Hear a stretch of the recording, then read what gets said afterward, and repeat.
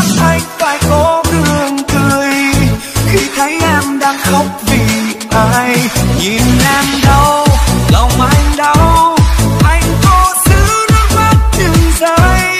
Người yêu ơi em hãy nín đi, đừng để anh phải thấy em buồn.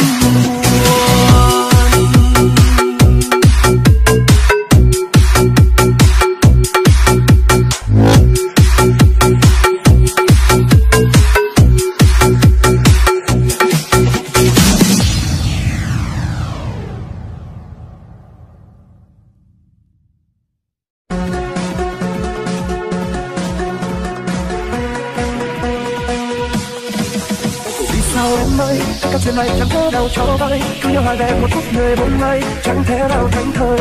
Người ơi, vì sao chia tay, cảm giác còn lại vẫn thế ở nơi đây, nhưng nơi lòng mình chẳng biết người đâu hay, điều lấy những phút giây trong vòng tay.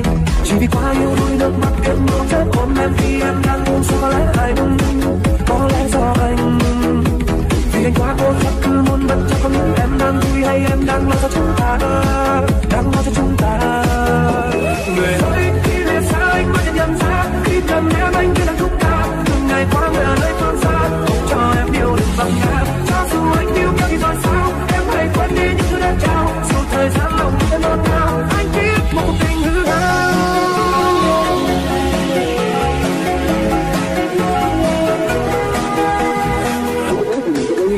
Vì sao em ơi, các chuyện này chẳng thể nào cho vay, cứ nhau hai về một phút người buông mây, chẳng thể nào thành thời. Người ơi, vì sao chia tay, cảm giác còn lại vẫn thế ở nơi đây, nhưng nơi lòng mình chẳng biết người đâu hay, điều lấy những phút giây trong vòng tay.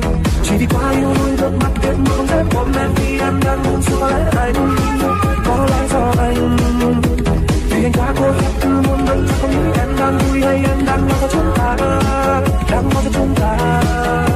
Người ơi, khi lìa xa anh mới nhận ra khi cần em anh chỉ là chúng ta, từng ngày qua người ở nơi phương xa, cho em yêu đừng vấp ngã. Cho dù anh yêu nhau thì rồi sao, em hãy quên đi những thứ đã trao. Dù thời gian lòng em non nao, anh biết một cuộc tình hư hao.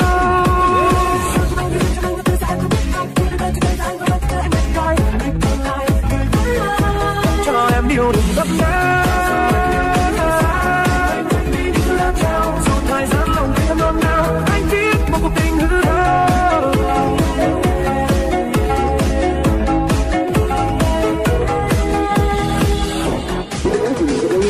Vì sao em ơi, các chuyện này chẳng thể nào cho vay, cứ nhau hai về một phút người buông mây, chẳng thể nào thành thời. Người ơi, vì sao chia tay, cảm giác còn lại vẫn thế ở nơi đây, nhưng nơi lòng mình chẳng biết người đâu hay, điều lấy những phút giây trong vòng tay. Chỉ vì quá yêu đuôi nước mắt em không thể ôm em khi em đang buồn, sao có lẽ anh, có lẽ do anh, vì anh quá cô thật cứ muốn mình cho những em đang vui hay em đang lo cho chúng ta, đang lo cho chúng ta.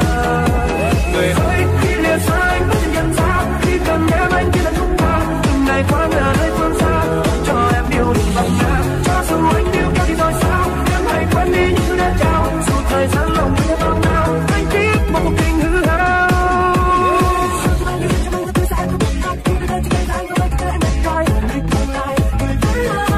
Cho em yêu đừng vấp ngã.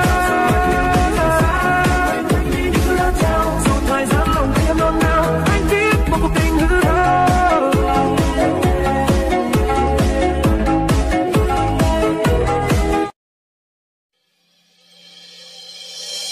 Tình yêu trong anh bao la rộng lớn như đại dương, nỗi nhớ trong anh như những con sóng chiều dâng cao.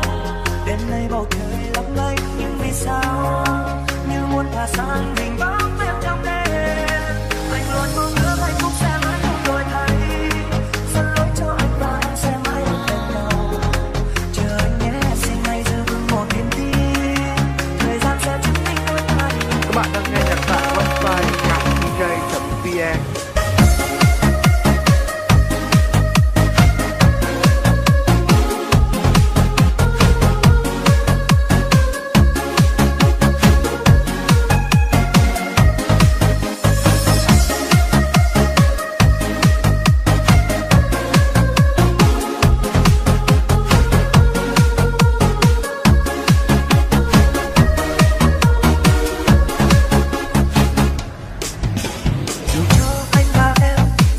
cách xa ngàn trùng, nhưng hai trái tim đôi ta vẫn luôn chung nhịp đập. Dù cho có những khoảng cách, dẫu có xa nhau thế nào, thì anh vẫn luôn nghĩ về em. Ở bên kia nắng hay mưa, giờ em đang vui hay buồn, em có nhớ đến anh nhiều không? Còn anh thì rất nhớ em, vẫn yêu em như ngày nào. Dù xa nhau nhưng chúng ta vẫn chung bầu trời. Tình yêu trong anh bao la rộng lớn như đại dương, nỗi nhớ trong anh như những con sóng chiều dâng cao.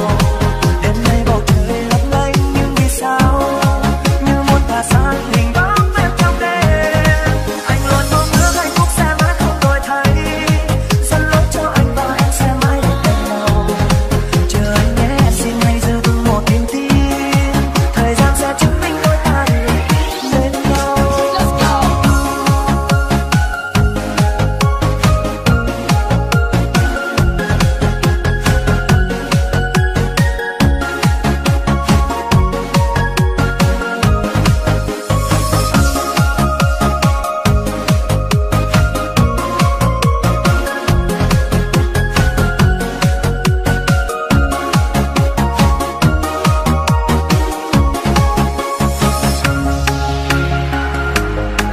Các bạn đang nghe nhạc tại website nhacdj.vn.